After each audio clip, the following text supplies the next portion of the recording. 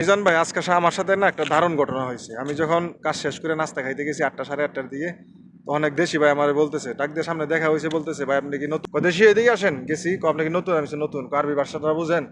আমি বলছি না। এখন আমি কি জিনিস তো আমি বুঝি, আমি তো হেল্লো হওয়ার দরকার নাই।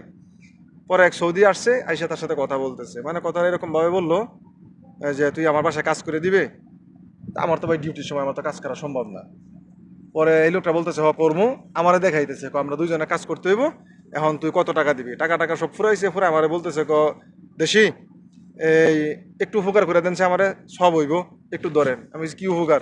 কই যেন 5 মিনিট লাগবে, খালি কাজটা একটু আমার সাথে করে দিবেন।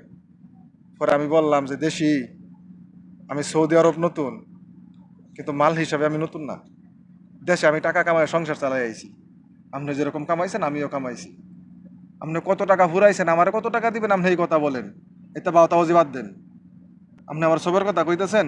আমি আমার জীবনে যে কত অক্ত তাহাজ্জুদ পড়ছি, এই অক্ত আপনি ফরজ নামাজও পড়েন নাই মিয়া। আপনি আমার সবার কথা কি শিখাইবেন? আপনি আমার সবার কথা, আমার সবার কথা আপনি আমার কি শিখাইবেন? সব কি আমি জানি না? টাকা কত দিবেন আপনি এটা বলেন। দেশি বাঙালি বাঙালি ওই আরে আপনি পর্যন্ত বাস দিবার চান, নিজে নিজে খাইবার চান।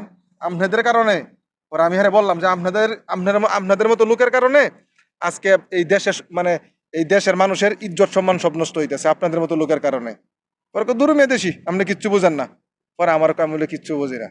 পরে অন্য সামনে গিয়ে একজনের ফোন দিয়েছে, আইসে আবার দুজনে কাজ করে টাকা লয়ে গেছে। আমার তো এলো আমাদের দেশের পরিস্থিতি, আমাদের দেশের মানুষের পরিস্থিতি।